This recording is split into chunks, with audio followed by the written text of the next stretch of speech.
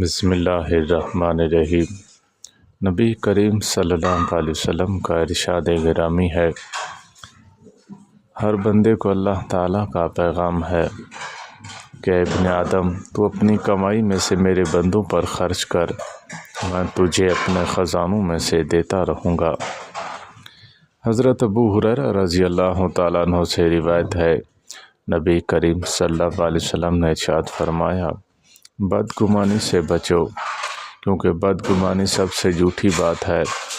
دوسروں کے ظاہری عیب تلاش نہ کرو، دوسروں کے باطنی عیب نہ ڈھونڈو، مال و دولت میں ایک دوسرے کی مسابقت نہ کرو، ایک دوسرے سے حسد نہ کرو اور آپس میں بغض نہ رکھو، ایک دوسرے کی روگردانی نہ کرو۔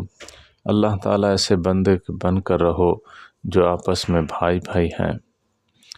حضرت انس رضی اللہ تعالیٰ عنہ کہتے ہیں، رسول اللہ صلی اللہ علیہ وسلم ایک مد سے وضو کرتے تھے اور 5 مد سے غسل فرماتے تھے۔ حضرت جابر بن عبداللہ رضی اللہ تعالیٰ عنہ بیان کرتے ہیں، رسول اللہ صلی اللہ علیہ وسلم نے مجھ سے ایک اونٹ خریدا۔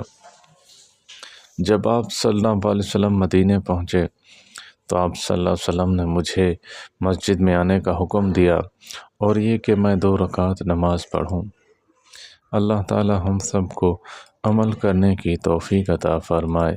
وآخر دعوانا ان الحمد للہ رب العالمین۔